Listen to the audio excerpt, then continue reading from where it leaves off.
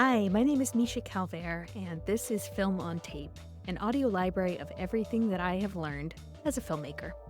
I really hope that this is helpful to you in some way. And if it is, feel free to check out my website, mishacalvert.com. You can see my writing and directing there, and you can also sign up for very occasional emails that I send. All right, on to the show. Today we're going to be talking about the top ways that I know of to market yourself as an actor. So first, I want to state that if you wish to be paid for your services, you are running a business, and there is absolutely nothing wrong with marketing and advertising your business. In fact, I would say that it's essential. God, I meet so many artists who do not want to market themselves. They do not want to sell their services. Well, if you are asking for money, you must become comfortable with marketing and advertising. I think it's freaking cool. I think it is cool. I think it is the science of communication. I think it is the science of persuasion. And really, if you have a good product, then it is how you get better at reaching people with something that is going to benefit them or make their life better or give them happiness. If you do not have a good product, then you need to fix your product. That goes for any industry. So with acting, assuming that you have put in the hours, you put in the days, you put in the years, and you are proud of what you can bring as an actor, like that's step one. That is step one. And if you are proud of what you bring as an actor, then you better damn well be comfortable with sharing that, because you should. You should share who you are and the work that you have invested and let the world know, God damn it, I am available for hire. But I see many actors who feel that they're above that, and I just want to scream and pull my hair out. I also want to delineate between sales and marketing. Marketing it's not necessarily asking for a transaction to happen on the spot, whereas sales is trying to get hired or trying to sell your product kind of more immediately. Marketing can be like, oh, isn't this product great? Or isn't this performer great? Look at this performer being so amazing and cool. I don't want you to do anything with it. I just want you to watch it and consume what you're seeing and ingest this. But it's not necessarily asking for you to be given money or be hired on the spot. Whereas sales for an actor looks like Actors Access, backstage, casting networks, your agent or your manager pitching you to a casting director. That's what sales looks like.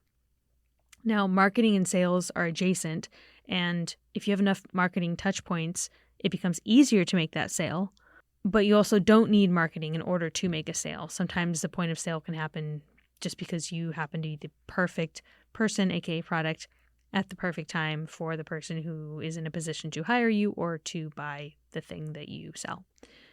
Now, as far as marketing, again, the science of reaching people, the science of persuasion, the art of communicating the beauty of who you are and what you bring to a total stranger.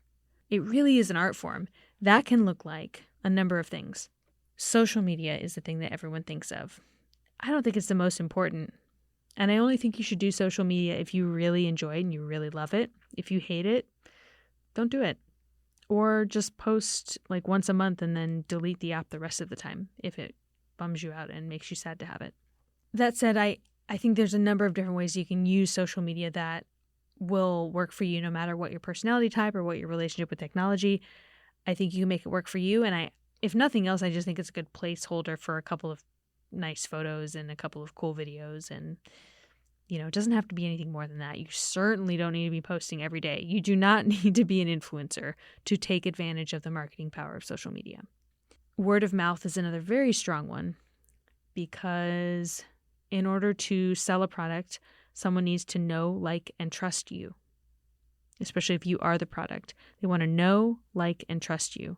And word of mouth is just a really efficient way to build a connection so that someone can know you, get to like you, and get to trust you.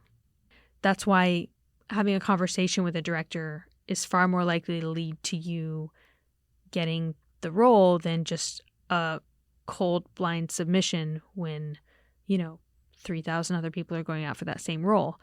If they know you, they're more likely to want to work with you, even if you're no different than the other 3,000 people that have applied. The fact that you have a face-to-face conversation puts you front of mind. So word of mouth is incredibly valuable and powerful. And this is why I tell people, go out minimum 3 nights a week. Dinners, coffees, lunches, get that FaceTime in, because it's an incredibly powerful tool that even if the person that you're with isn't in a position to hire you as an actor, they know people. So you're automatically tapping into their network. And if they're just aware that you're an actor and you're a damn fine actor at that, they can recommend you. I see it happen all the time. I do it all the time. So we have social media, we have word of mouth, we have email marketing. Many people in the marketing space actually argue that email marketing is a better platform than social media because it's an owned platform, meaning you have these people's emails. Social media, well, what happens if Meta goes down? What happens if TikTok gets banned in the United States? All of a sudden you've lost your, 500,000 fans, you've lost access to them, and you don't have a way to get to them. Unless you've been building an email list, or they happen to follow you on a different social media platform that also happens to still be functional, you don't have access to them anymore.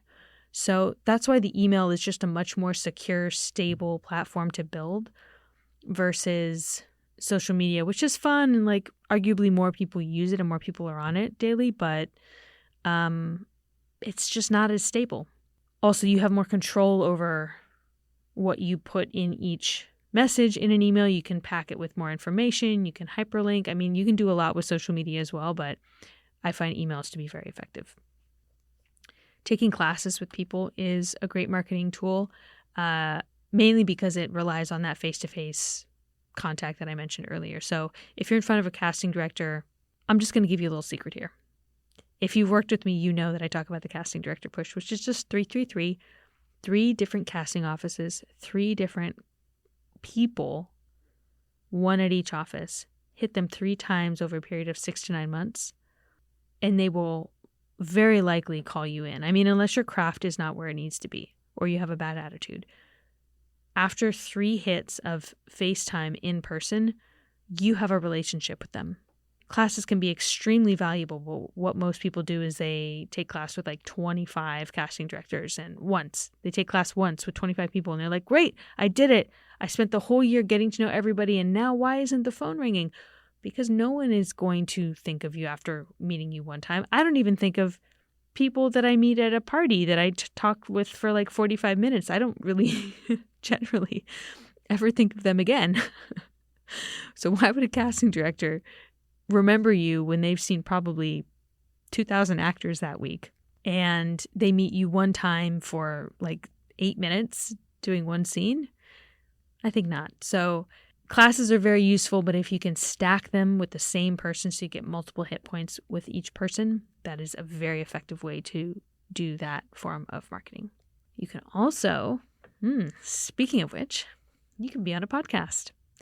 So if you are an actor, you can seek out podcasts where they are guesting actors to come onto the podcast to talk all about your work. You can plug projects. You can talk about your process. You can, talk about whatever you want. Podcasts are a really valuable tool to reaching the individual fan bases and audiences of those podcasts. So I know it sounds obvious, but they already have a devoted listener base. And the bigger they are, the more people are going to tune in weekly to listen to that podcast. So you can reach a pretty loyal audience pretty effectively as a guest on those podcasts. I don't have actors on anymore, at least not at this time. When I was running my old Unlikely Protagonist podcast, we had a couple of actors on. Those episodes were very popular. People loved to hear from actors. So don't underestimate the power of you coming on as a guest to someone else's podcast. One of the other extremely effective ways is press. Press. I used to be a publicist, so I love press. I think it is also the art of reaching people and the art of really storytelling in each and every article. We hope that journalism is a little more fact-based than the narrative work, although sometimes these days it can be hard to tell. But press is really effective, and it makes people take you seriously. I would say it's actually one of the most effective tools of marketing of all of the tools that I'm talking about today. So it's also very easy to get press. People don't know that. They love to pay publicists. As a former publicist, I can say most are not worth the money. And you would be better served just taking your weekend and putting together a press list and finding the people who write about actors. And I'm not talking like in the New Yorker. I mean like actors at whatever level you're at. Find people who would want to interview you and contact them, email them. And if you write the article for them, they're very likely to want to consider printing it. Can I jump in for 1 second and just tell you that I love coaching people?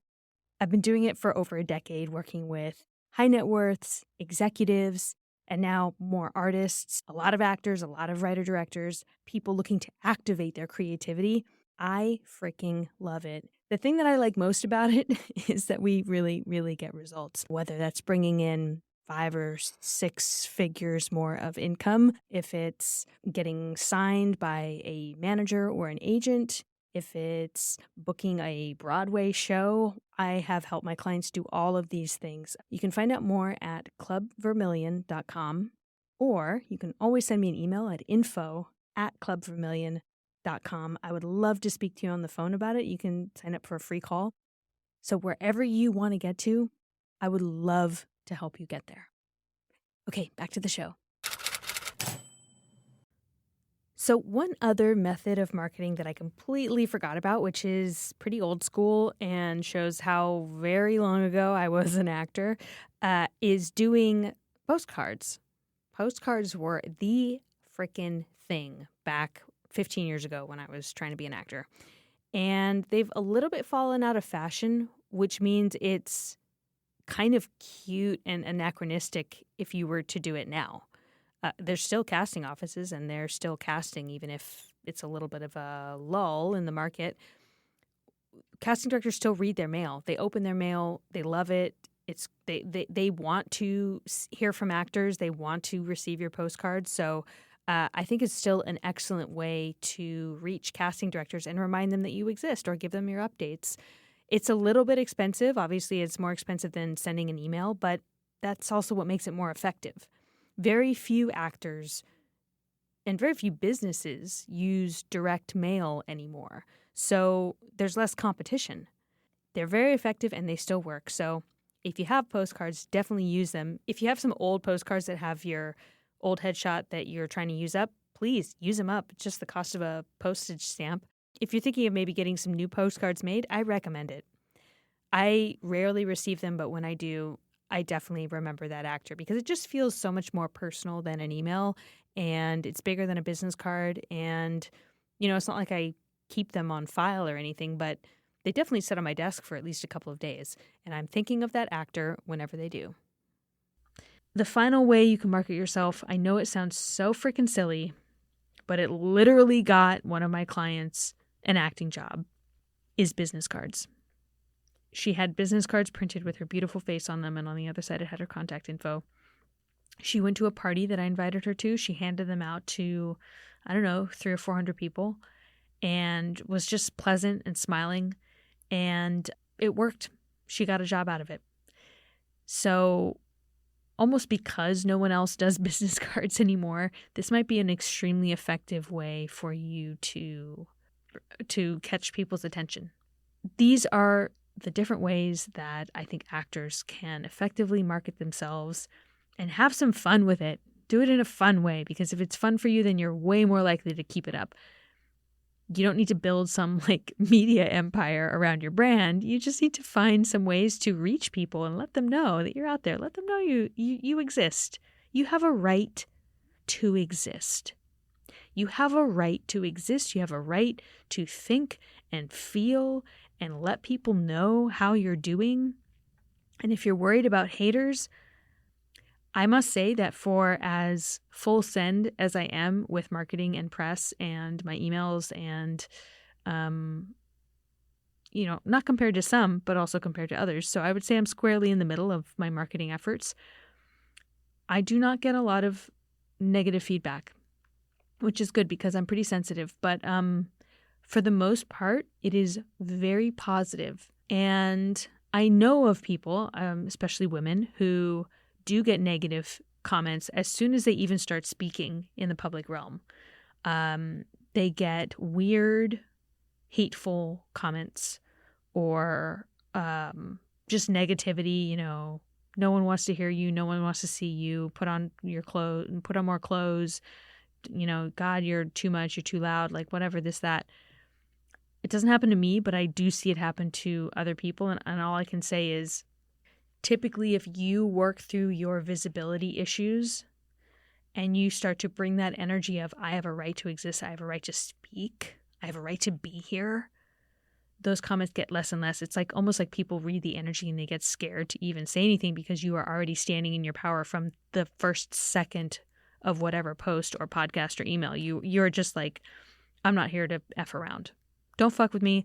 I am here and I'm not going anywhere. And somehow that energy tends to somehow trickle up and the right people respond and the wrong people just don't even bother. So I don't know if that's helpful with marketing. I want to do a whole other episode on the psychology of marketing, on how to enjoy marketing yourself, how to really make it fun and make it a creative arts project. Oh my God, it is an arts project. It's like digital arts and crafts.